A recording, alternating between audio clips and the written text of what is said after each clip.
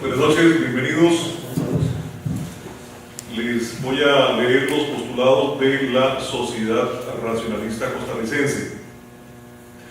La Sociedad Racionalista Costarricense promueve el pensamiento basado en las ciencias y en los racionamientos lógicos. Por tanto, rechaza el pensamiento mágico, el pseudocientífico y el que apela a seres imaginarios para entender a la naturaleza y explicar la realidad. Las ciencias no tienen explicación para todos los fenómenos que ocurren en el universo, pero ellas procuran entender a la naturaleza de una manera racional y metódica. La sociedad postula que no tienen cabida los juicios irracionales, mágicos o pseudocientíficos para explicar los fenómenos y eventos desconocidos.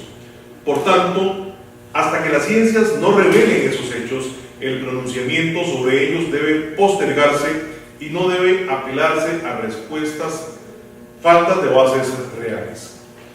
La Sociedad Racionalista Costarricense postula el escepticismo metódico o moderado en los casos de incertidumbre y rechaza el escepticismo radical, pues este supone que no hay verdades definitivas. Recordemos que la Tierra gira alrededor del Sol. Esta es una de las miles de verdades definitivas aportadas por las ciencias. La sociedad no se adscribe a ninguna escuela filosófica, sino que busca elementos de verdad donde los haya. La sociedad racionalista considera que las religiones son hechos culturales carentes de autoridad científica. La sociedad piensa que debe debatir y difundir ideas que importan a muchas personas. Al abordar tales asuntos, la Sociedad Racionalista Costarricense propone elementos racionales para la explicación de los hechos naturales y sociales.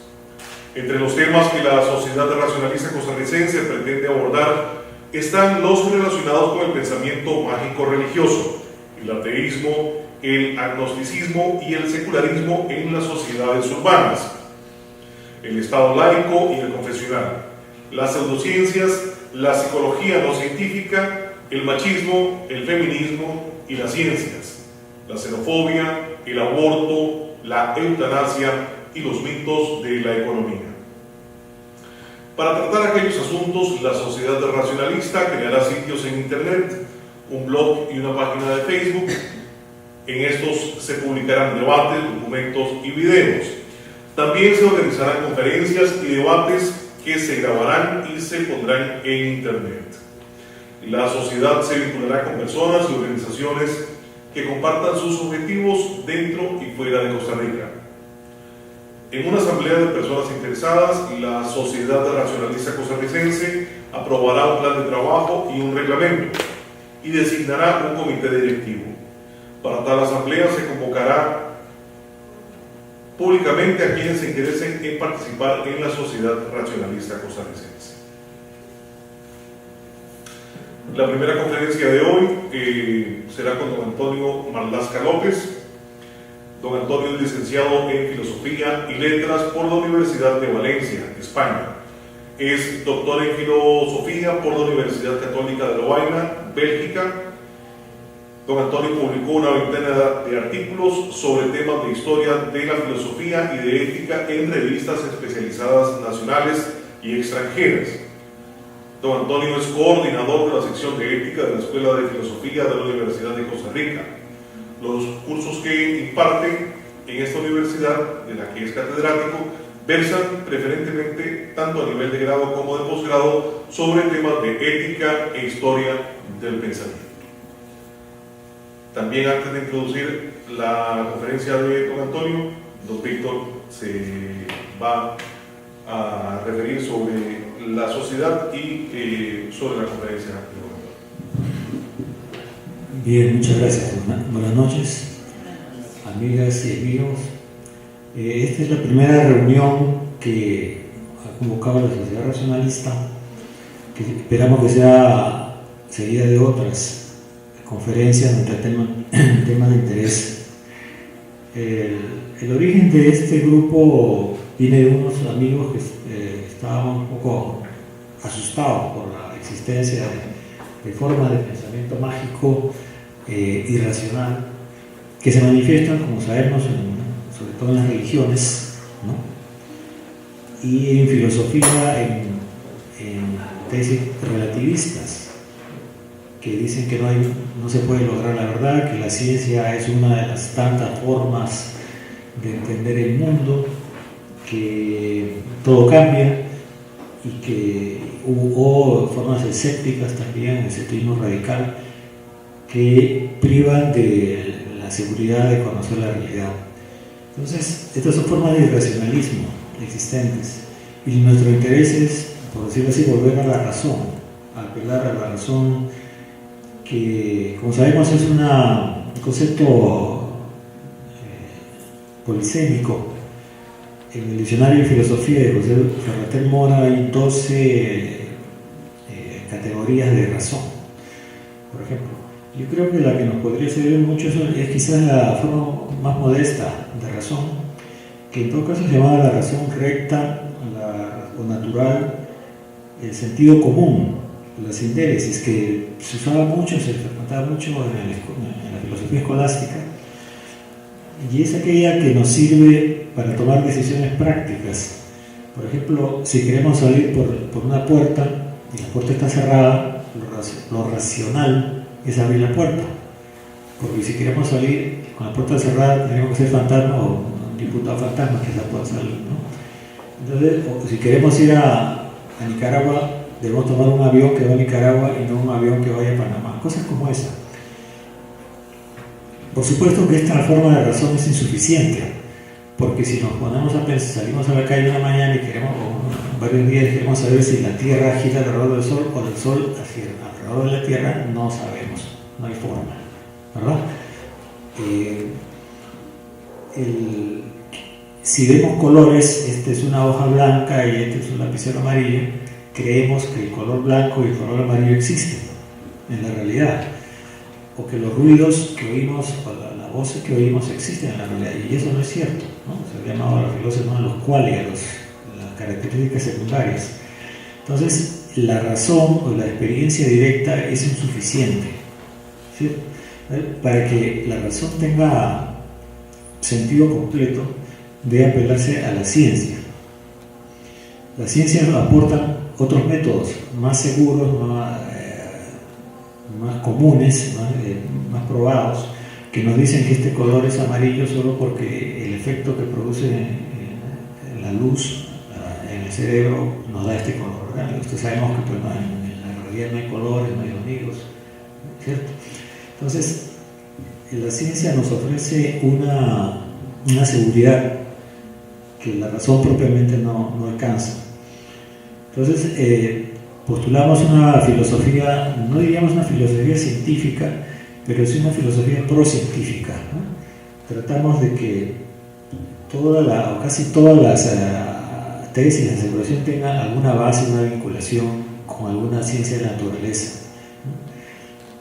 Por ejemplo, la ética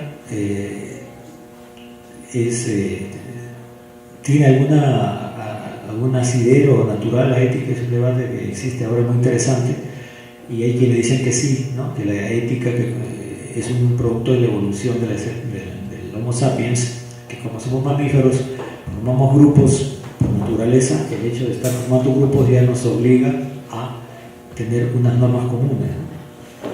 O también la discusión sobre la naturaleza humana, si la naturaleza humana existe o no existe, es un problema filosófico, pero que solo puede resolverse si apelamos a las ciencias, ¿no? ¿Por qué el ser humano es diferente, es superior, entre comillas, a otros primates? ¿Y por qué el cerebro del ser humano es más complejo que el de la ballena? La ballena tiene un cerebro mucho más grande. Entonces, si hay una naturaleza humana o es una cosa milagrosa, ¿no? Hay respuestas científicas que dicen que el cerebro, el córtex humano tiene 6 capas de neuronas y otras especies tienen 4. Entonces, esa gran diferencia esencial nos hace una inteligencia especial a los seres humanos. Pero esto, digamos, las ciencias dan respuestas a dudas que la filosofía se ha planteado durante muchos años, ¿no? Digamos, ¿cuál es el origen del universo? Cosas como eso. Entonces, si sumamos la razón como un método de conocimiento con la ciencia, tendríamos una forma mucho más segura de afrontar la realidad y de rechazar el pensamiento mágico y los mitos. Bueno, esa sería la justificación de este grupo que esperamos se consolide y realice otras actividades gracias a ustedes. Esta noche le hemos invitado al doctor Antonio Marlasca, que gentilmente se ha ofrecido a hablarnos de uno de los temas de los que se habla poco, ¿no? Es el caso de la eutanasia. Bien, lo dejo con eso. Muchas gracias. Muchas gracias, don Víctor Hurtado. Antes de hablar del tema de la eutanasia, quisiera hacer alguna acotación a las palabras que acabamos de oír de la persona que nos convoca. Ha hablado de la razón, racionalismo, racionalistas.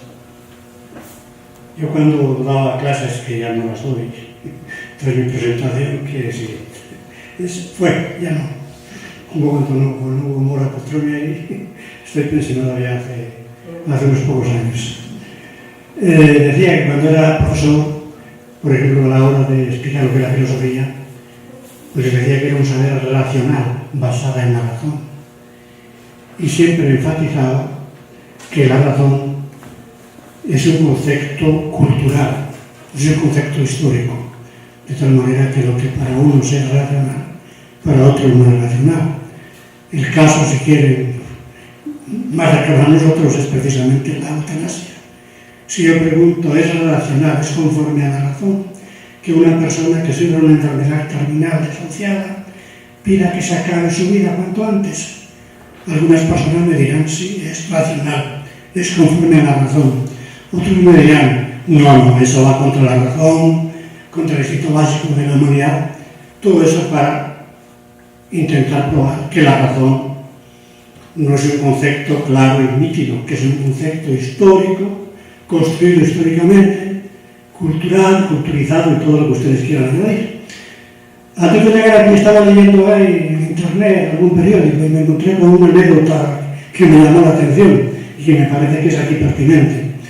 A un aspirante a la presidencia de Estados Unidos, un tal Stephenson, como se pronuncie, una señora que votó por él, le dice, señor candidato, ¿está usted seguro que todas las personas razonables de este país van a votar por usted? Y con un cierto sentido del humor, el aspirante le dijo, señora, eso no es razonable, necesitamos mayoría. Entonces, ustedes lo que es la razón. Parece que no es algo que acompaña a la mayoría. Dicho esto, voy a entrar directamente en cuestión y para no abusar de su paciencia, quiero pedirle a Víctor que me diga exactamente de cuánto tengo dispongo, porque no quiero aburrirles. Tal vez, hablando yo de una forma limitada, después se pueden intercambiar opiniones, entonces quisiera que me diga de cuánto tiempo dispongo. Bueno, diría lo ideal cerrar 8:30, estamos a 7:20, tendríamos un poco más de una hora, para dar oportunidad a los amigos también a preguntar. Yo diría que usted tiene una media hora o un poquito más, hasta las 8. Hasta las 8:30 me ha dicho. El final sería 8:30, pero si usted puede hablar entonces hasta las 8 sería ideal para dar espacio a otras personas.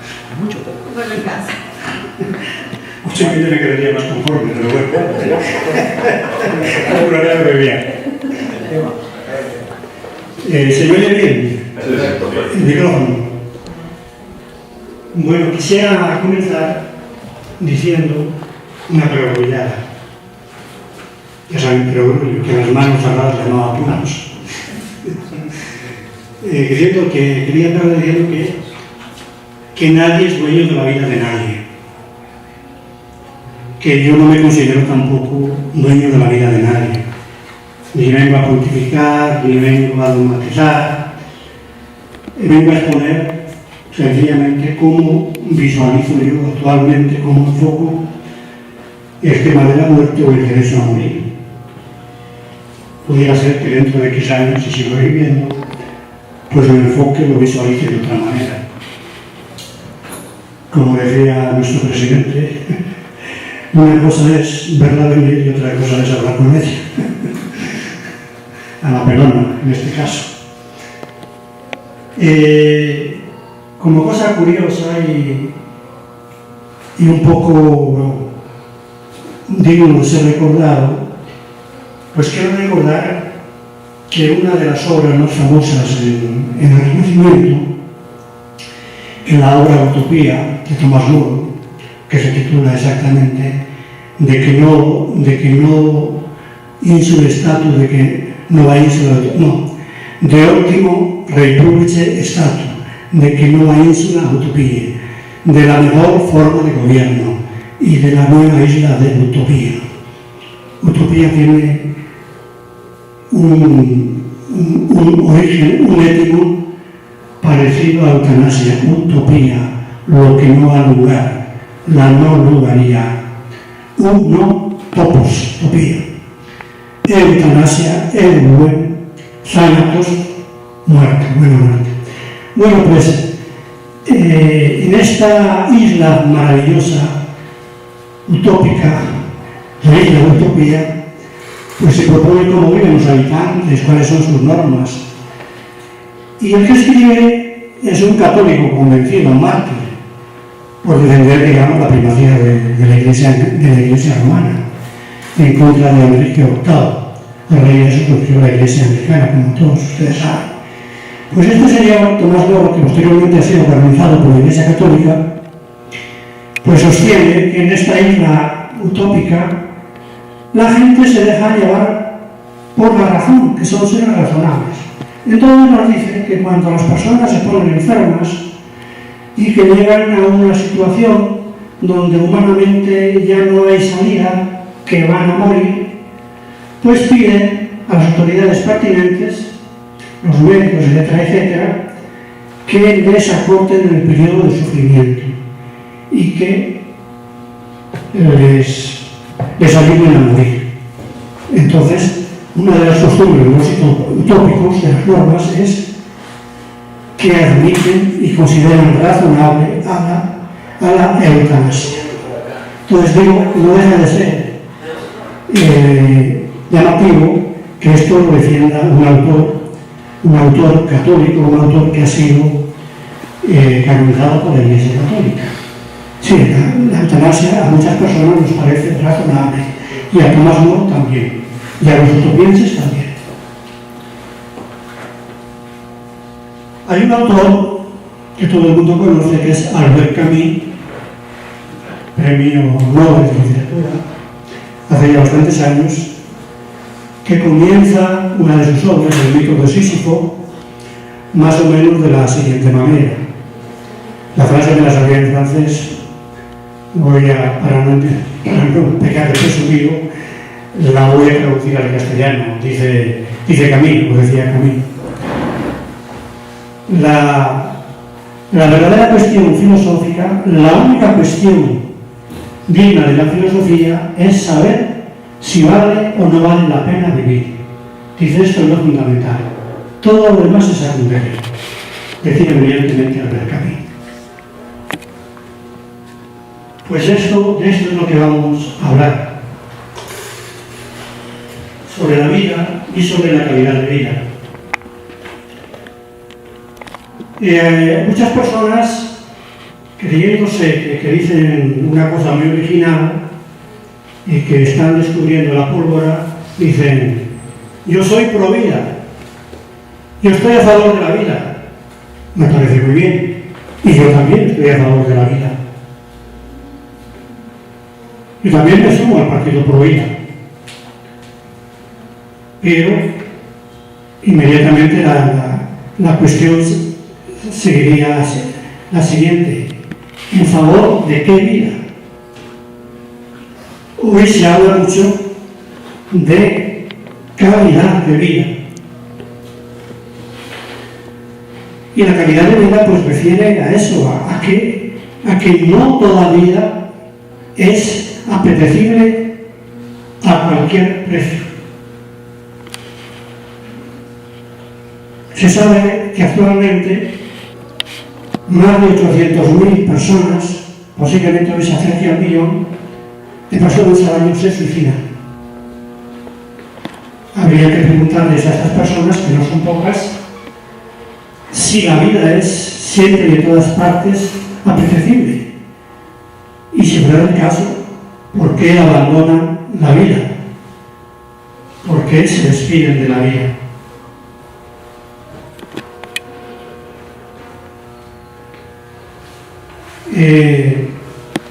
Hay un autor español que se llama Salvador Paniagua, que ha escrito bastantes escritos sobre esta temática que nos convoca hoy, sobre la eutanasia. Y quiero leer un párrafo de él porque creo que es pertinente.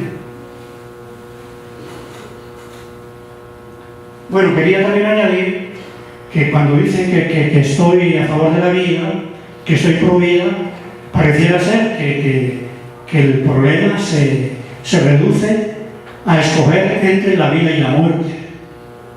Y claro, en esa tesitura, pues yo escojo la vida, yo estoy a favor de la vida. ¿Quién va? Si una persona sensata, ¿cómo va a escoger la muerte? Pero aquí cuando se trata de la eutanasia, se da la impresión de que se tiene que escoger entre la vida y la muerte. Y esto es falso, sencillamente. No se trata de escoger entre la vida y la muerte.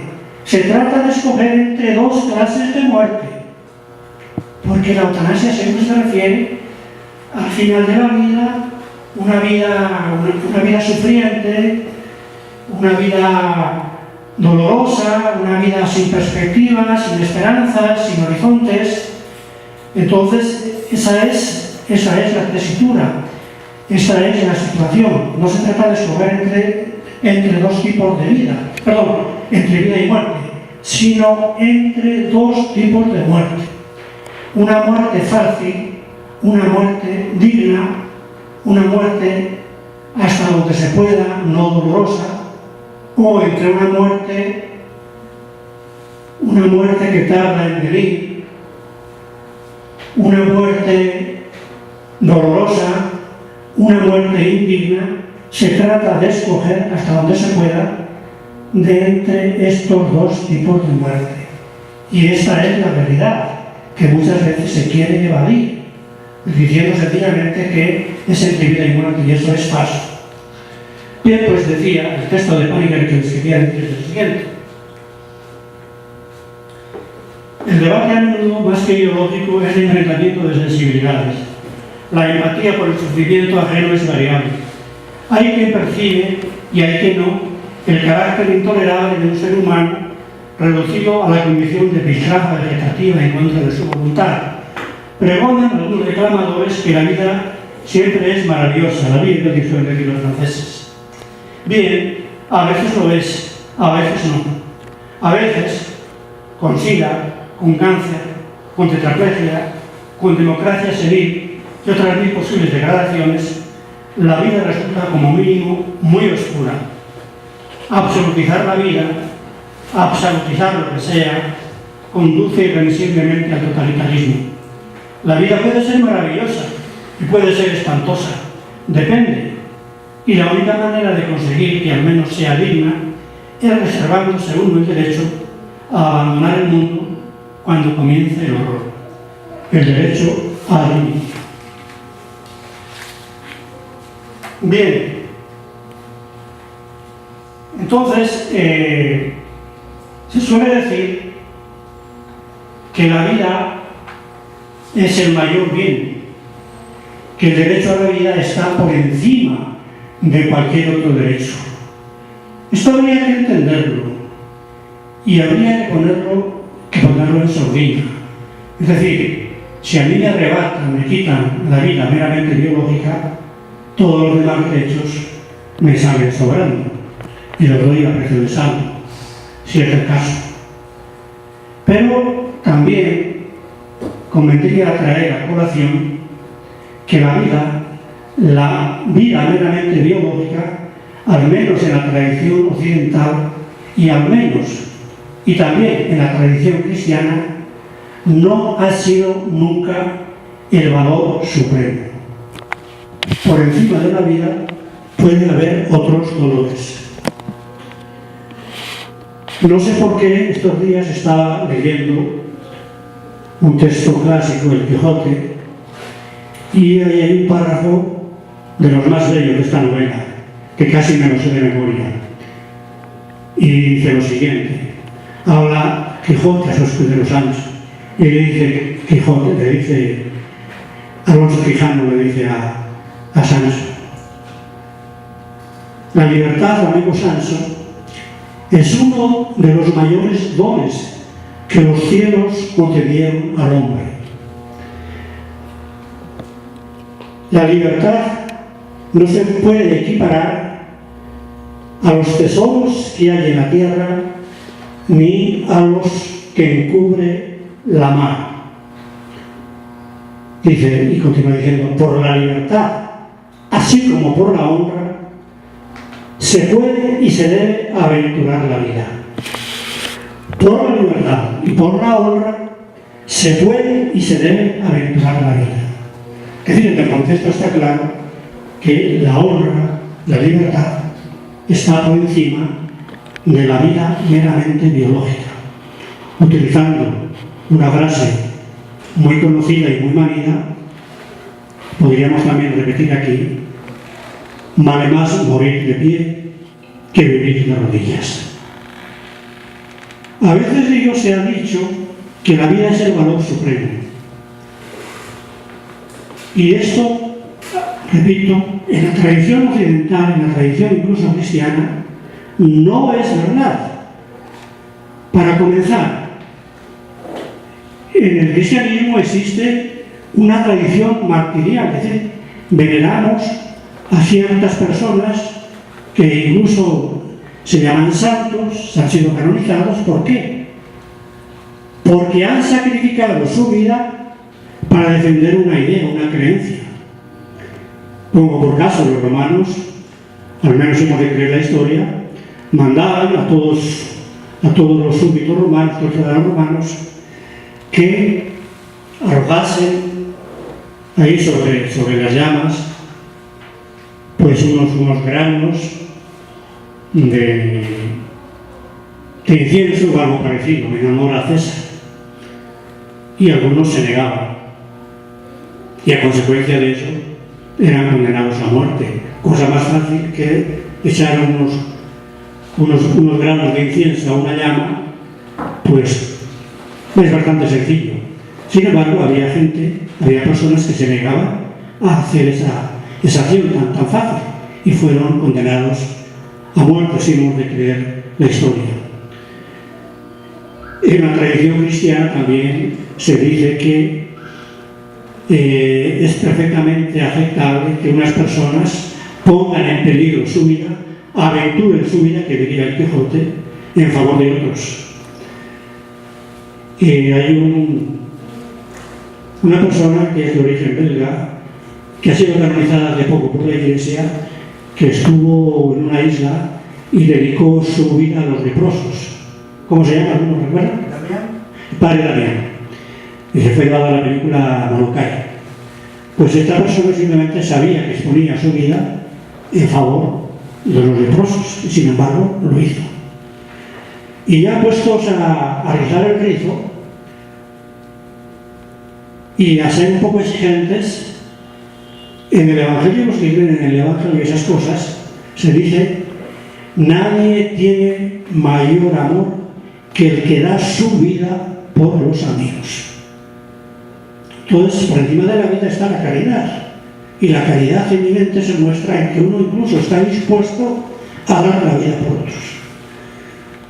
Y el fundador del cristianismo, a veces también se olvida, iba a decir, pero tal vez se interprete mal y el Evangelio lo considere irrespetuoso. De alguna manera, si leemos el Evangelio tal como está escrito en el Evangelio de San Juan, pues Cristo busca la muerte y dice expresamente, San Juan pone en boca de Cristo las siguientes palabras: yo doy mi vida voluntariamente, nadie me la quita, yo doy mi vida. Estoy repitiendo palabras que se pueden encontrar textualmente en el Evangelio de San Juan. Entonces, La vida meramente biológica no es el supremo valor, tanto digo en la tradición occidental como incluso dentro del la eutanasia va relacionada con una serie de conceptos afines. La eutanasia, se ha dicho y se ha dicho bien, es un concepto polisémico, es un concepto a veces ambiguo. Yo voy a tratar de aclarar un poco los conceptos que se relacionan con la eutanasia. Un concepto muy próximo es el de suicidio asistido, como ustedes lo saben. Piensen en el famoso doctor Kevorkian, que estuvo preso en Estados Unidos porque había ayudado a morir a más de 100 personas que le solicitaron entre comillas, este servicio, este último servicio. Entonces, el suicidio asistido es cuando un médico, en este caso, suministra a un enfermo una enfermedad terminal, alguna droga, algún medio para que abandone, para que limita de la vida. Pero el que se administra esa droga que le va a ayudar a salir de la vida o le va a hacer que salga de la vida no es el médico, sino es el propio paciente. Perdón, sí, digo, no es el médico, sino es el propio paciente. Esto se llama suicidio asistido. Mientras que en la eutanasia, lo particular de la eutanasia es que la muerte, digámoslo así, la provoca el médico, no el paciente, sino el médico. Se supone que con la aquiescencia del enfermo. Un concepto, bueno, no es que sea un concepto afín, pero que está próximo a la temática de la eutanasia, son los llamados cuidados paliativos. Algunas personas que están en contra de la eutanasia dicen que con las drogas que aminoran el sufrimiento o suprimen el sufrimiento y con los cuidados paliativos ya, digamos, el problema de la eutanasia se ha acabado. Pues no se ha acabado. El tema de la eutanasia, el problema de la eutanasia sigue ahí presente. Cuidados paliativos de eutanasia no se oponen, sino que más bien no se contraponen, sino que más bien se complementan. Y voy a dejar otra vez la palabra apánique, que será más elocuente que la mía.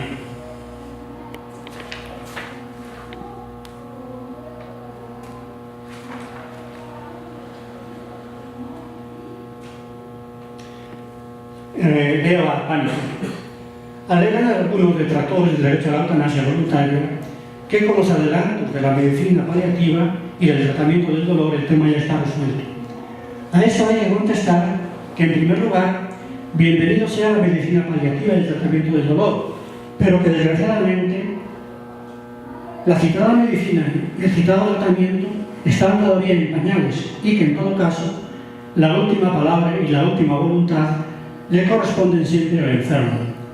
Además, la experiencia y las estadísticas confirman que en las peticiones de autoliberación, tanto o más que el dolor físico, cuenta el sentimiento de que uno ha perdido la dignidad humana.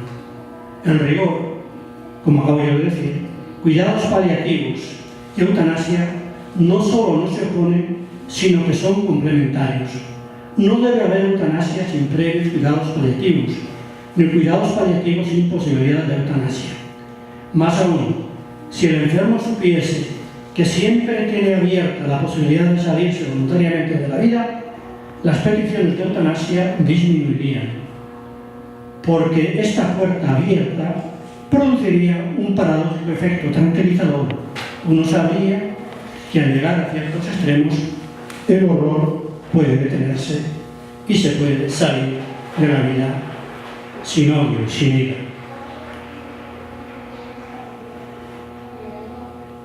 Bien, cuando uno da clases, procura aclarar los conceptos, porque muchas veces los escolásticos ya lo sabían, se arman disputas y discusiones porque no se utilizan correctamente las palabras o no se ha puesto uno de acuerdo previamente sobre el significado de las palabras. Todos los escolásticos tenían una frase que decían: frustra disputatur de nominibus cum rebus costa. Se disputa inútilmente sobre los términos, sobre los nombres, cuando se está de acuerdo sobre la realidad subyacente a esos nombres. Entonces digo, muchas polémicas que se han dado en la historia se han dado precisamente porque uno no se ha puesto de acuerdo sobre el significado de los términos que se utilizan en los discursos, en las discusiones. Para referirme aquí al caso concreto, eutanasia. Una distinción básica y fundamental es entre, esto puede parecer un poco escolar, demasiado escolar, pero creo que es útil a la hora de pronunciarse y a la hora de entender la temática o el problema de la eutanasia. Una cosa es la eutanasia activa, que también se llama positiva, y otra cosa es la eutanasia pasiva, que también se llama a veces eutanasia negativa. Hay algunas personas, que merecen todo nuestro respeto, que dicen que no hay distinción real, o sea, que en el fondo es una discusión puramente terminológica, puramente bizantina, porque finalmente tanto el resultado de la pasiva como de la activa es la muerte del enfermo, y entonces no hay diferencia. Yo no comulgo con esta idea, es decir, pienso que la distinción entre eutanasia activa y pasiva, o positiva y negativa, es una diferencia, si no totalmente clara y transparente, sí es una diferencia, una distinción que merece ser atendida y que merece ser conservada. La eutanasia activa, la primera palabra lo dice, positiva, es cuando desde fuera se causa la muerte. Es decir, hay una acción, una terapia, una droga que se suministra al paciente y esto causa la muerte. Es decir, hay una acción y hay una relación de causalidad entre una droga, una terapia y la muerte. Relación de causalidad, hay una acción. Esto es la eutanasia activa. La eutanasia positiva, que es la que pone más problemas y de la que yo voy a tratar, quisiera tratar. Está la eutanasia pasiva o negativa. Esta, más que una acción, es una omisión. Es no suministrar una droga o una terapia a partir de esa negación o no suministro de una droga o una terapia, se piensa que se va a seguir, y se sigue de hecho, la muerte del paciente. Por ejemplo, una persona que se está ahogando, no puede respirar por sí mismo, pues se le puede poner un respirador artificial o se le puede no poner respiración artificial. Aquí no hay una acción, hay una omisión. No hay una relación de causalidad. Sí, aunque lo que yo voy a decir pueda parecer un poco, no sé, un poco sutil, si yo niego una terapia, una droga a un enfermo, yo no le causo la muerte, yo no le mato. El que le mata es la enfermedad, él tiene un problema en los pulmones o donde sea y no puede respirar, pero yo no lo estoy matando. En algunas ocasiones, el que está junto al enfermo tiene la obligación de auxiliarle, pero no siempre y en todos los casos. Es decir, si yo niego un auxilio que eventualmente puedo prestar a un semejante mío, en principio, aunque pueda salvarlo, en principio no se le puede acusar de asesino, no se le puede acusar de homicida. Entonces, ya concluyo, la eutanasia activa, positiva, mata. La eutanasia pasiva, negativa, deja morir. Deja morir. Que en otros casos se sigue la muerte, de acuerdo. Pero una cosa es matar y otra cosa es dejar morir a una persona. En el primer caso, el médico causa la muerte. En el segundo caso, la persona que se llega a suministrar una terapia, una droga a un enfermo, no le causa la muerte a él personalmente. Simplemente deja que la naturaleza siga su curso y el que lo mata no es él, sino la enfermedad que padece. Bueno, pues esta distinción algunos dicen que no vale la pena y que habría que acabar con ella, porque en último caso siempre se sigue la muerte. Yo no estoy de acuerdo. En todo caso, la mayoría de los códigos penales del mundo, la mayoría de las legislaciones, admiten la eutanasia pasiva, casi todas las legislaciones. Y con muy pocas excepciones, casi todas las legislaciones prohíben la eutanasia activa. Entonces, en el derecho penal, y a los médicos creo que les sirve mucho conservar esta distinción, porque si no, se podrían exponer al peligro de que se les acuse de homicidas o de asesinos. Entonces pienso que se debe seguir manteniendo la distinción entre eutanasia activa y eutanasia pasiva. Obviamente, la que plantea problemas de tipo moral, de tipo ético, es la eutanasia activa. La eutanasia pasiva incluso la admite la Iglesia Católica. La eutanasia católica, no voy a citar aquí documentos, pero la Iglesia Católica admite la eutanasia pasiva. Es decir, hay una distinción que sería también un poco escolar de lo que se suele llamar medios ordinarios y medios extraordinarios, medios proporcionales y medios desproporcionales. A ningún enfermo se le puede, según la Iglesia Católica, según la moral católica, se le puede negar medios ordinarios, es decir, higiene, limpieza, alimentación, hidratación, etcétera, etcétera. Pero nadie está obligado a incurrir en lo que se ha llamado en el lenguaje médico la obstinación terapéutica, es decir, operación tras operación, consulta tras consulta, ir a Houston, gastar toda una fortuna. Nadie está obligado a eso, son, digamos, medios extraordinarios, medios desproporcionales, y nadie está obligado, digamos, a acudir a estos medios. Esto incluso digo, según la Iglesia Católica.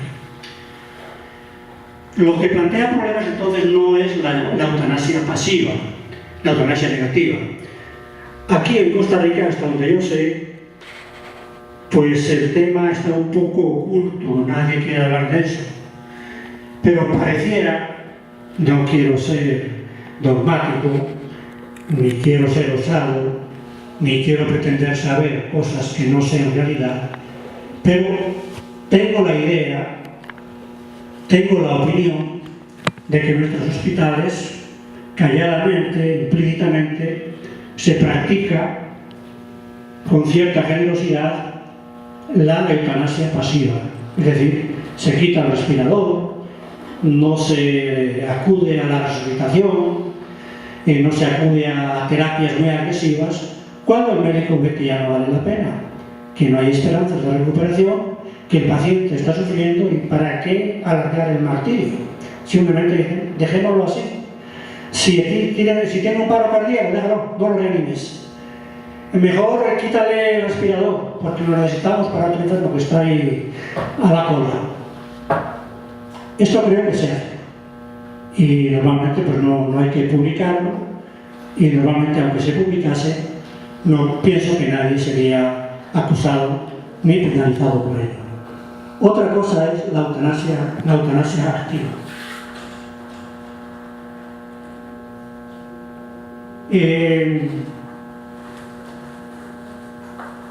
La Iglesia Católica, y digo, repito con frecuencia, o reiteradamente, la postura de la Iglesia Católica, porque en una sociedad como la costarricense, donde tiene tanta influencia la opinión de la Iglesia, la postura de la Iglesia, conviene conocerla y eventualmente conviene discutirla y, si es el caso, criticarla.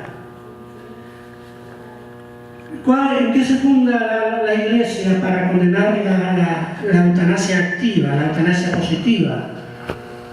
Considerarla como un pecado grave. Y si fuera del caso, ahora no puede, pero antes lo hubiera considerado también como un delito.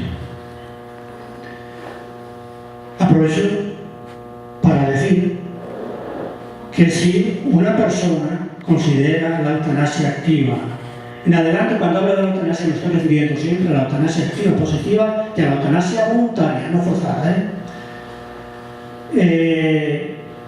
Decía que en una sociedad plural, desde el punto de vista moral, desde el punto de vista religioso y desde todos los puntos de vista, pues nadie debería tratar de imponer su opinión a las demás personas.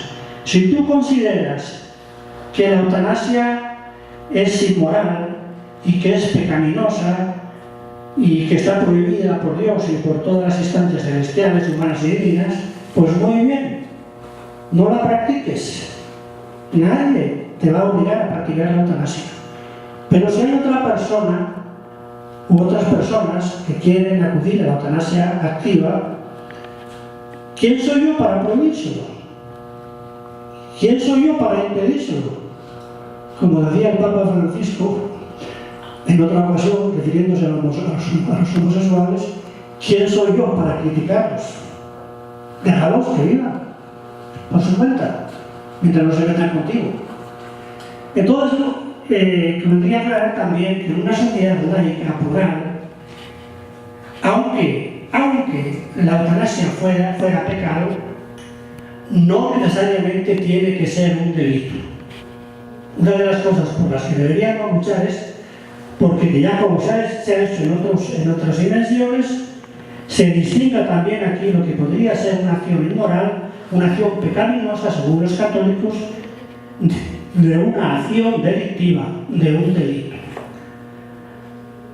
Hasta hace poco, relaciones sexuales extramatrimoniales no solamente eran inmorales, sino también eran delitos.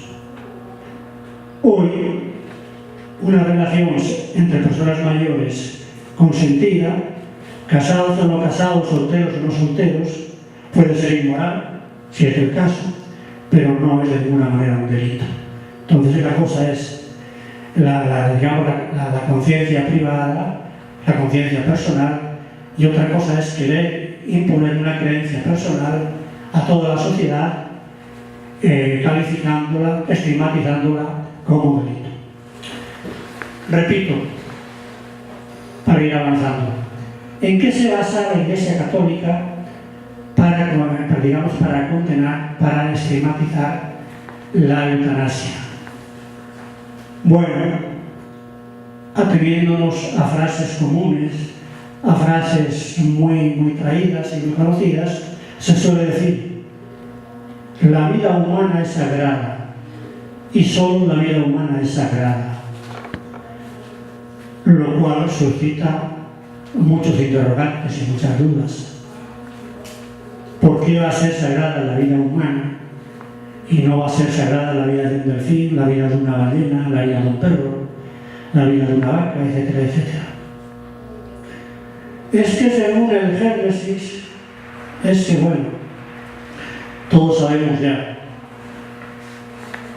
hasta el más ignorante, que el relato de la creación, tal como se desarrolla en la Biblia, es un relato mítico y no tiene que tomárselo uno al pie de la letra. Más bien, habría que sacar la lección de que no solamente la vida humana es sagrada, sino toda vida es sagrada, toda vida merece respeto. Se dice: la vida es un don de Dios. Pues muy bien, Dios me ha dado la vida, pues gracias. Pero si me ha dado la vida es mía. La vida me pertenece. La vida no es algo que esté sobrevolando. No es una especie de entidad que está por encima de mí, que me sobrevuela. La vida es mía. La vida me pertenece, aunque Dios me la haya dado. Hay un autor, colega mío, en la Escuela de Filosofía de la Universidad de Costa Rica, que escribe hasta respecto lo siguiente. Dice él: ciertamente la vida es un bien supremo, fundamental, básico, pero no debe perderse nunca de vista que esa vida es mi vida. Luego la vida, que es un bien, es mi vida, no una entidad hipostasiada que está sobre yo particular de esta vida concreta. La vida es mi vida, no es un préstamo del cual yo soy acreedor y garante.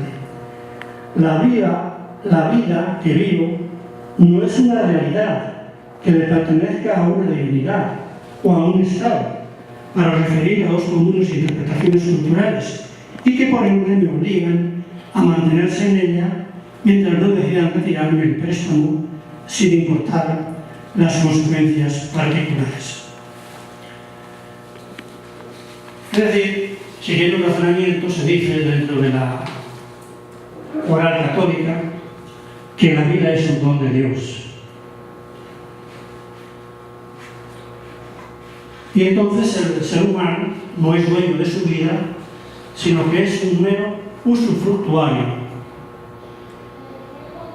Y entonces el hombre, el ser humano, la mujer, no es dueño de su vida, es dueño de su vida, pero no de su muerte. Hay un texto de un autor católico que se llama Tomás de Aquino,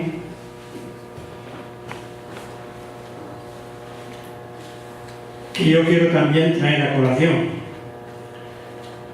A Tomás de Aquino yo le tengo un respeto, dicho sea de paso. Tengo aquí el texto latino, pero no les voy a aburrir. Voy a leer directamente la transcripción literal, palabra por palabra. Dice Tomás de Aquino, un filósofo teólogo del siglo XIII, siglo XIV. Dice: el hombre, dice Tomás de Aquino, ha sido constituido señor de sí mismo por su libre albedrío. Por lo tanto, el hombre puede lícitamente disponer de sí mismo en relación con las cosas que pertenecen a esta vida, que está regida precisamente por el libre albedrío del hombre. Sin embargo, continúa el santo, el tránsito de esta vida a la otra más feliz, sabe Dios si será la otra más feliz. Sin embargo, dice, el tránsito de esta vida a la otra más feliz no está sujeto al libre albedrío del hombre, sino a la autoridad divina. Hasta aquí el texto de Tomás de Aquino. Este texto, pues, a mí me causa una extrañeza, proviniendo de un autor racionalista como es Tomás de Aquino, de un autor que normalmente es lógico con las premisas de que parte. Entonces aquí falla la lógica. ¿Por qué si se dice que el hombre es dueño de sí mismo a través de su libre albedrío, que el hombre puede disponer de sí mismo, de sus acciones, de todas las acciones que ejecute durante su vida? El hombre puede, el ser humano puede decidir casarse, no casarse, divorciarse, no divorciarse, estudiar, no estudiar, venir a América, quedarse en España, puede disponer libremente de su vida, pero no puede disponer de su muerte. ¿Por qué no? La muerte es el final de la vida, está en el horizonte de la vida. Entonces aquí hay una falta de lógica.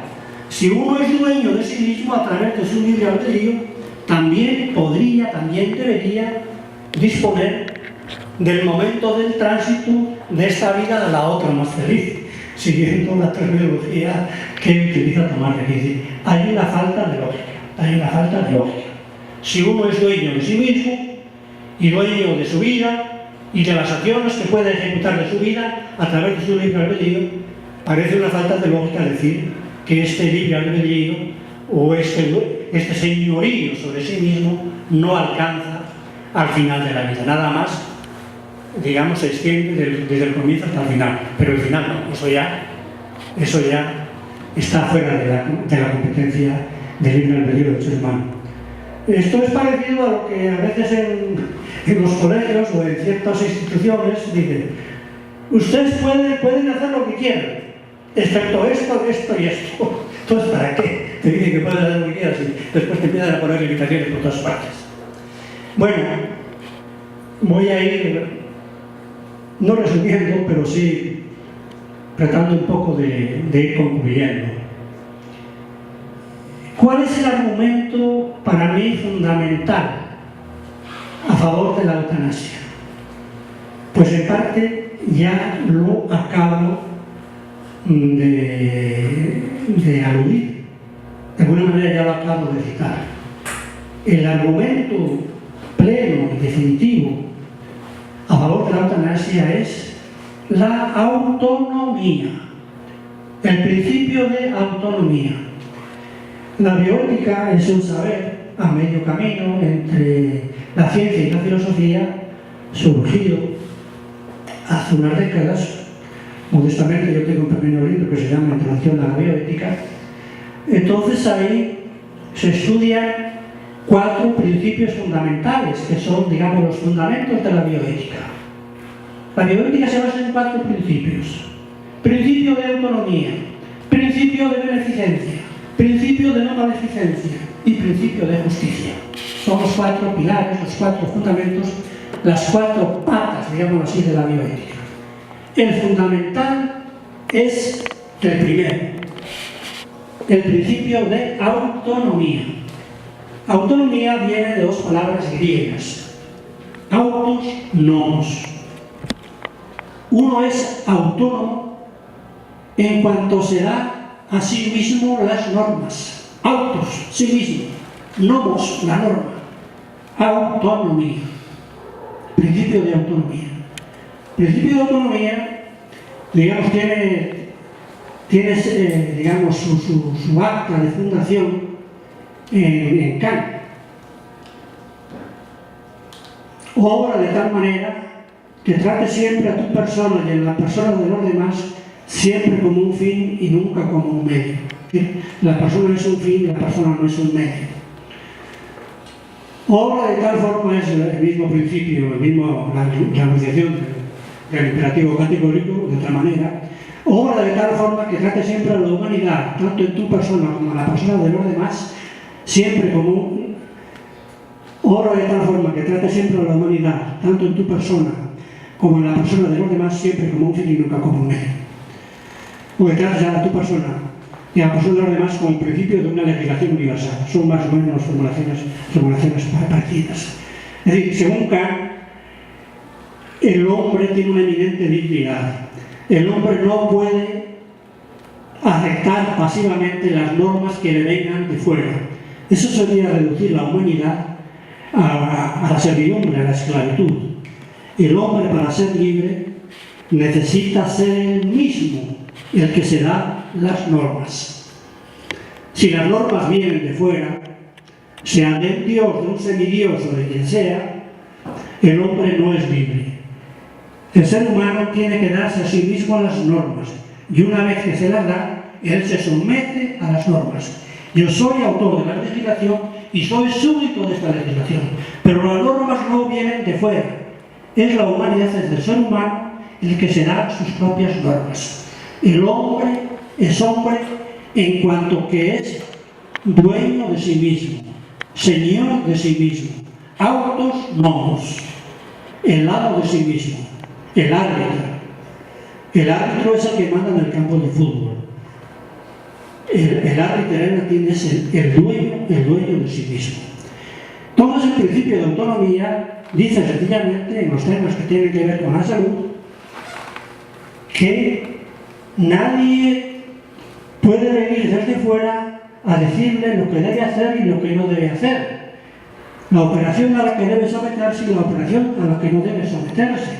Si debe tomar o no debe tomar esta medicina. Es el propio paciente el que debe decidir, el que debe ser señor y dueño de sí mismo. Entonces, estábamos acostumbrados a una medicina que se suele llamar medicina paternalista, donde el médico lo sabe todo y decide por el paciente y sabe de antemano qué debe hacer y qué no debe hacer. Esto está cambiando, cuesta mucho porque somos herederos de una tradición cultural y entonces siempre el médico, con todo respeto, pues hay que atenerse a lo que dice el médico. Pero esto poco a poco va cambiando, con mucha lentitud, pero va cambiando. Por ejemplo, hoy todo el mundo ha oído hablar del consentimiento informado. Que una persona, para ser operada, tiene que dar por escrito su consentimiento.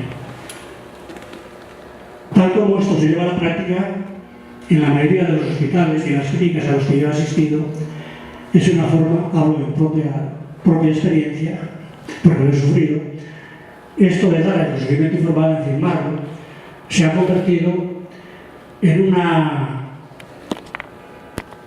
¿cómo decirlo?, en firmar un papel para exculpar al médico de cualquier negligencia o de cualquier mala praxis que pueda cometer. Cuando yo estaba en una ocasión a punto de entrar al quirófano, ha llegado una enfermera allí con un montón de hojas y decir, firme aquí. ¿Qué firmo? Lo que usted me diga, señora. Y firmo. Pues revisando ya, pues lo que he firmado es que doy mi consentimiento a la operación y que cualquier cosa inesperada que se produzca, eximo de toda responsabilidad al médico y yo tengo que cargar con las consecuencias. Eso es el consentimiento informado, al menos en algunas clínicas de Costa Rica. Ok. Entonces, este principio fundamental de la autonomía es el que está a la base de la bioética moderna y es el principio que yo, digamos, cito y en el que procuro basarme para defender la licitud de la eutanasia. Entonces, simplemente, si somos claros, si somos consecuentes con lo que decimos, yo no podría imponer desde fuera mi voluntad en contra de la voluntad del paciente.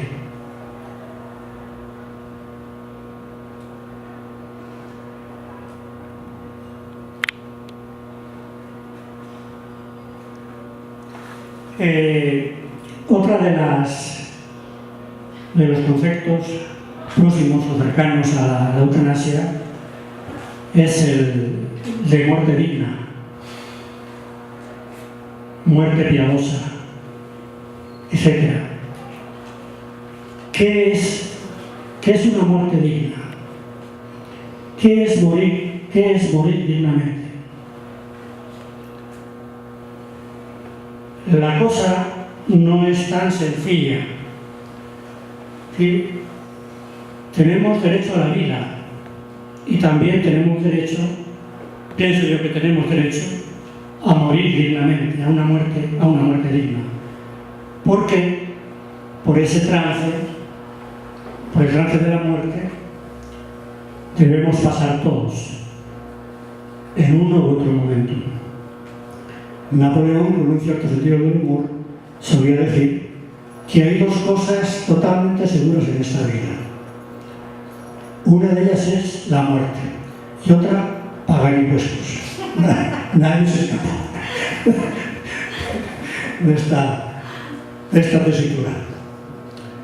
Entonces tenemos derecho a una muerte digna. Debemos aspirar a poder morir dignamente. Y la pregunta, que parece sencilla, pero no es tan sencilla, es ¿qué implica una muerte digna? ¿Qué implica morir dignamente? Voy a leer algunos textos de un autor, que no quiero citar, que expresa lo que yo quisiera decir de una forma más elegante de lo que yo sería capaz. Y aunque el texto es un poco largo, no me privo de leerse. Dice el autor, con todo, la expresión morir dignamente es confusa y ambigua. Alberga múltiples significados. Decía también que la palabra eutanasia es ambigua, es polisémica. Lo mismo sucede con la expresión muerte digna.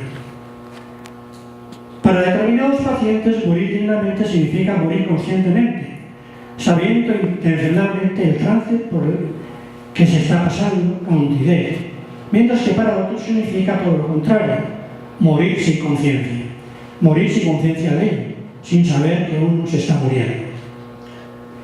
Para determinados sujetos, en cambio, morir dignamente significa morir rodeado de personas que uno ama, pudiendo elaborar una despedida serena y grata, al modo como Sócrates se despidió de sus amigos, según cuenta Platón en el Fenón. Para otros tiene que ver con el proceso de reconciliación o con la vivencia de ritos simbólicos que desde su particular concepción religiosa del mundo tienen un valor esencial para morir dignamente.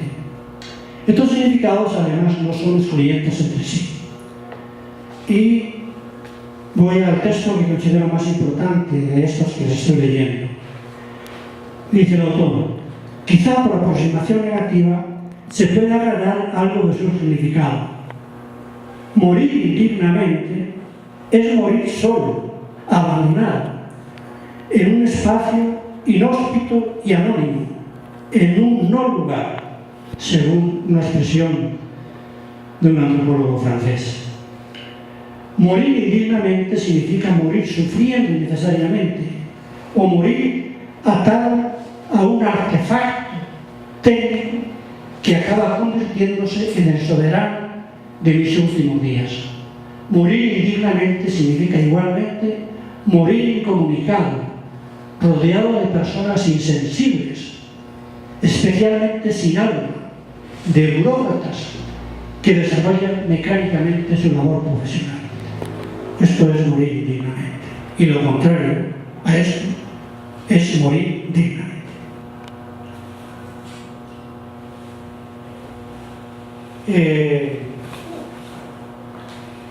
Para ir terminando ya, y ahora sí algo de verdad, quisiera aludir a la legislación o a la posible legalización de la eutanasia, cosa que en Costa Rica está a muchos años de distancia.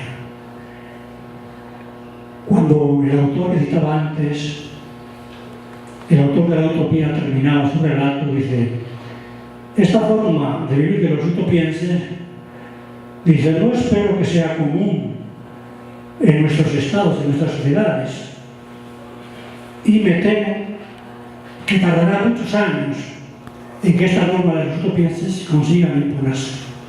Así terminaba Tomás Moro, de una forma un tanto pesimista, el relato de la utopía. Dice, no espero que suceda en estos días. Esto está demasiado perfecto para los humanos que somos seres imperfectos. Entonces, aquí también supongo que en Costa Rica aspirar hoy por hoy a la legalización de la eutanasia es soñar despiertos. Piensen que para que se haya impuesto la fecundación in vitro han tenido que venir de fuera, señores y señoras, a imponerla, porque aquí no pasaba eso.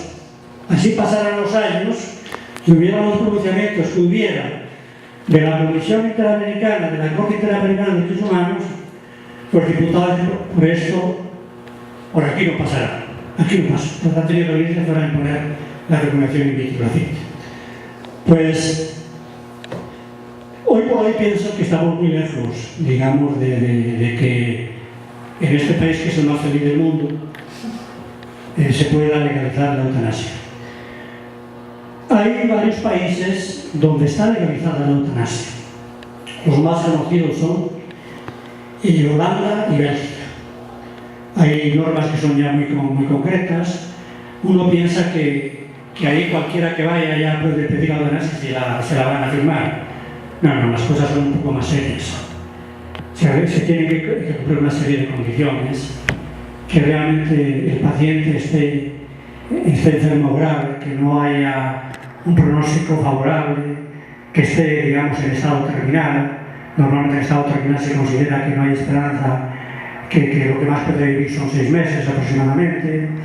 Tiene que pedir reiteradamente la eutanasia, tiene que comprobar que no está en un estado de depresión, la solicitud tiene que venir firmada por otro médico, además del médico del paciente, etcétera, etcétera.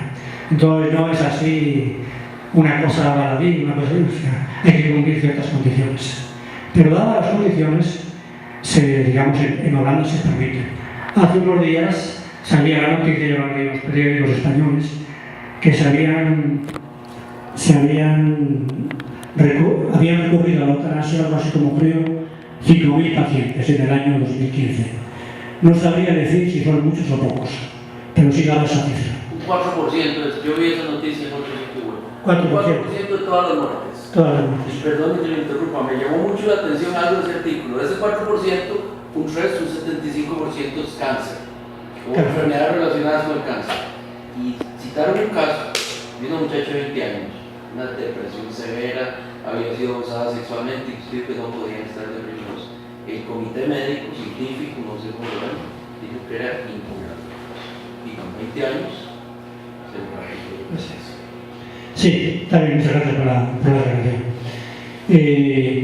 También hay que añadir, lo cual también es una cosa bastante delicada, que el sufrimiento no solamente puede ser sufrimiento físico, puede ser sufrimiento psíquico, psicológico, es decir, el paciente no se siente con ánimo, está totalmente, no quiere la vida ya, quiere salir de la vida.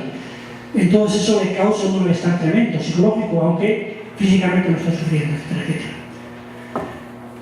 Eso plantea problemas también, o sea, los menores de edad, bueno, no voy a entrar en ello. Igualmente está, en términos muy parecidos, está admitida la eutanasia en Bélgica, son el Benelux, Bélgica, Netherlands, Benelux, Luxemburgo, son países limítrofes. Yo estudié en Bélgica 3 años, etcétera, conozco bien la mentalidad de estas personas, etcétera. En Suiza está admitido desde hace años no la eutanasia, sino el suicidio asistido. Es decir, uno va a la República Helvética y cumpliendo ciertos requisitos burocráticos y legales, uno puede solicitar el suicidio asistido. Un médico, que le suministre las drogas para, renunciar a la vida. Hace unos años se legalizó la eutanasia en Australia, al menos en una parte de Australia, en lo que se llama el territorio norte. Pero hubo una serie de presiones tremendas y los legisladores anularon la ley que permitía la eutanasia. En ciertos estados de Estados Unidos, Oregon entre otros, está permitida también la eutanasia. Y bueno, no sé si Colombia y Uruguay pues están muy cerca, de permitirse la eutanasia, al menos la eutanasia pasiva claramente, y la eutanasia activa pues se hace la vista gorda. Normalmente las estadísticas, al menos las que yo conozco, las de Europa, de España concretamente, si preguntas a la gente, no me atrevería a decir una cifra exacta, pero aproximadamente más del 60% se declaran a favor de la eutanasia. La mayoría de las personas, en principio, se declaran a favor de la eutanasia. Una cosa es hablar y otra cosa, una cosa es verlo y otra cosa es hablar de ella. Pero normalmente son pocas las legislaciones que se atreven a presentar de plano la legalización de la eutanasia. Dicho sea de paso, si mal no recuerdo, el Partido Socialista en sus últimas administraciones en campaña había prometido que iba a legalizar la eutanasia.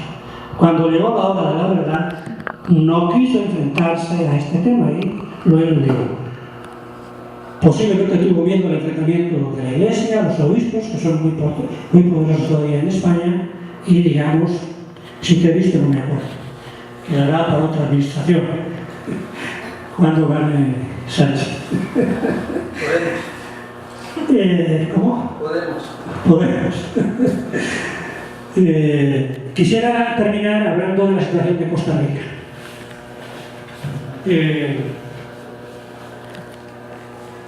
Actualmente, y esta información se la debo aquí al colega Víctor, que me pasó la información, hay un proyecto de ley que está presentado y firmado por Antonio Álvarez, que es el presidente de la Asamblea en la actualidad, junto con Carlos Arguedas, donde digamos, hay un proyecto que se llama Ley sobre muerte de pacientes en estado terminal.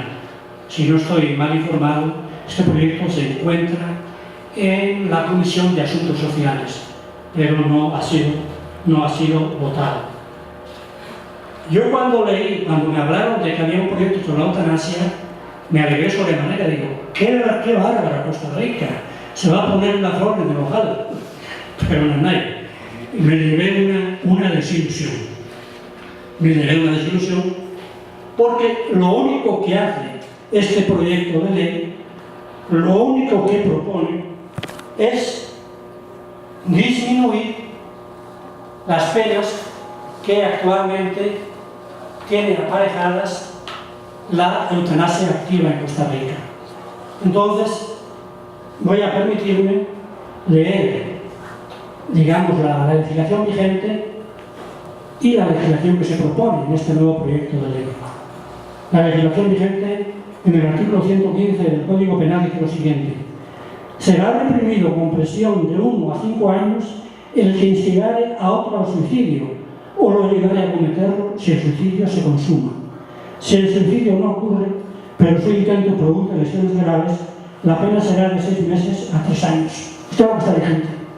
Lo que se propone es lo siguiente: es todo lo mismo, cambia la pena. Será reprimido con prisión de 1 a 3 años, antes eran 5, el que instigare a otro al suicidio o lo ayudare a cometerlo, si el suicidio se comete. Si el suicidio no ocurre, pero su intento produce lesiones graves, la pena será de 6 meses a 2 años. Antes eran 3 años. Si la ayuda es por piedad y proviene de un médico tratante, la pena será de 2 meses de prisión. Pero pena de 2 meses. Sigue siendo delito. Homicidio por piedad. La legislación costarricense no utiliza el término eutanasia, emplea el término homicidio por piedad. Artículo 116, homicidio por piedad. Se impondrá prisión de 6 meses a 3 años al que, movido por un sentimiento de piedad, matare a un enfermo grave o incurable ante el pedido serio e insistente de éste, aun cuando medie vínculo de parentesco. Es el artículo vigente. Artículo propuesto. Homicidio por piedad. Se impondrá prisión de 6 meses a 1 año, antes eran 3 años, al que, movido por un sentimiento de piedad, matare a un enfermo grave o incurable ante el pedido serio e insistente de ésta, aun cuando medie vínculo de parentesco. Si el acto es por piedad y proviene de un médico tratante, la pena será de 2 meses de prisión.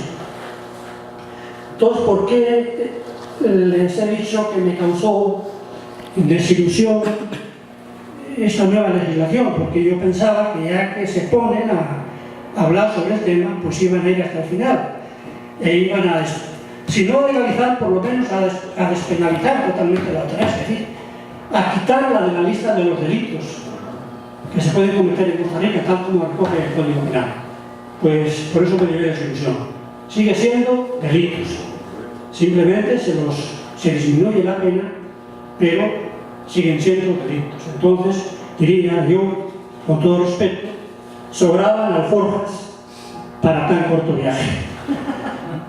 Y como he abogado a favor de la legalización de la eutanasia y a favor de que las personas que así lo quieren, así lo pidan, se les conceda este último servicio, este último acto de amor, de misericordia, pues repitiendo la frase de un poeta, quisiera incluso sentirme al final de mi vida, seguir siendo el capitán de mi barco, seguir siendo el dueño de mi vida.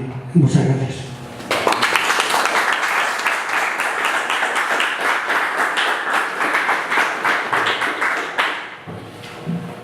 Bueno, muchas gracias, doctor Velasco.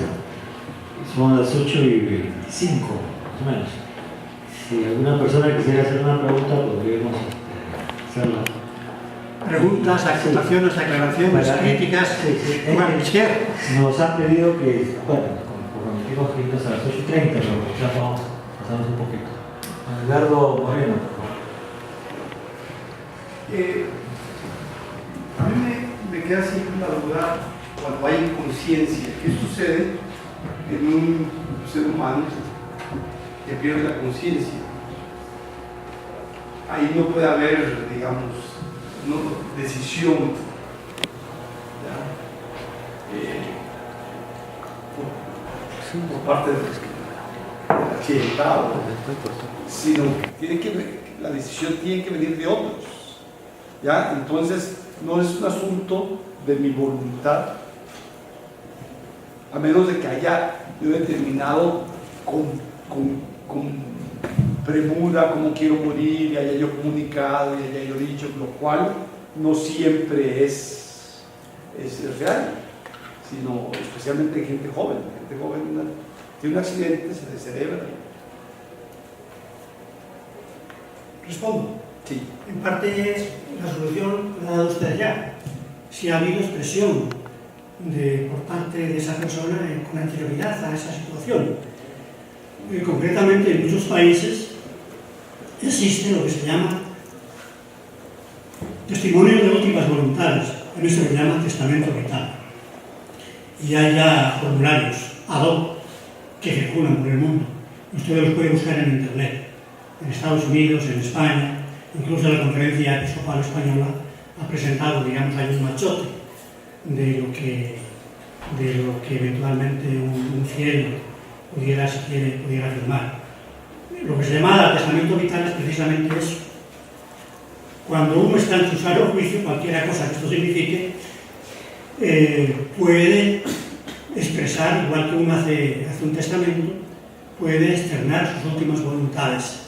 Y si ocurriera el caso que yo me encontrara en una situación donde no puedo expresar ya mi voluntad por X motivos y tal, pido que en tal caso pues no se me sigan, digamos, aplicando terapias que no tienen, digamos, una esperanza de éxito más o menos razonable, pido tal cosa, y entonces eso existe en la actualidad ya, testamento vital. Y en algunas legislaciones, también en Estados Unidos, lo admiten como un documento válido. Normalmente esto tiene que ser firmado ante testigos, ante dos testigos, y dependerá, digamos, de la legislación de cada país el valor que tengan esta expresión de las últimas voluntades o de, digamos, testamentos vitales. Cuando no existe, digamos, esta expresión escrita, pues se puede recurrir, si es que existe, a lo que el enfermo o la enferma ha dicho anteriormente, y digamos se puede de buena fe creer que dicen la verdad. Cuando todo falla, ni existe testamento vital, ni hay testimonio de lo que el paciente quisiera actuar, pues serán siempre los próximos, el marido, la esposa, los padres, los hijos, cónyuge, la cónyuge, lo que, digamos, eventualmente podrán interpretar la voluntad del paciente. Eso mismo suele pasar cuando el paciente es un niño, es un menor de edad o es un recién nacido. Hay que tomar decisiones, entonces alguien tiene que tomarlas por él, sea el tutor, sea el pariente más próximo, etc. Claro, ahí, entonces el sentido es que no puede ser el médico el que toma la decisión. No. Tiene que ser siempre alguien próximo, cercano. El principio de autonomía, y cuando el paciente no puede expresar, digamos, su voluntad, no es dueño de sí mismo, pues el que, digamos, el que tiene la tutoría legal o el familiar la próxima, el que el que tendría que tomar la decisión. Y si no hay ningún pariente cercano o tutor, debería ser el Estado y no el médico. En principio, en los hospitales que se respetan y cada vez con más frecuencia, suele haber un comité de ética.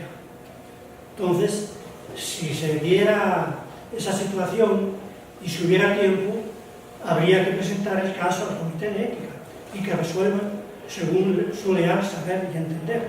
El último caso sería el médico o el director del hospital el que decida.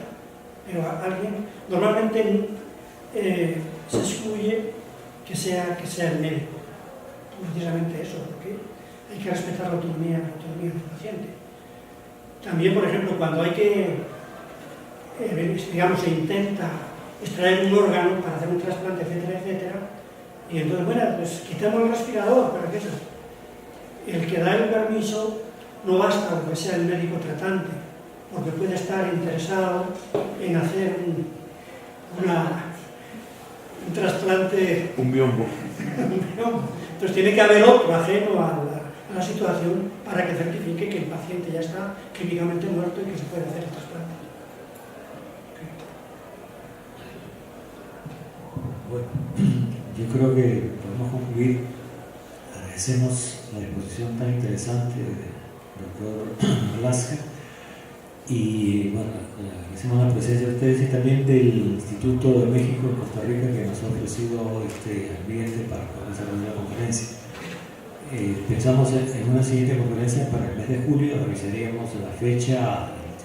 Si tienen ustedes algunos temas que les gustaría que se traten, por favor pueden mandarlo por mensaje, con correo electrónico, con Facebook de la sociedad. Bien, creo que podemos concluir.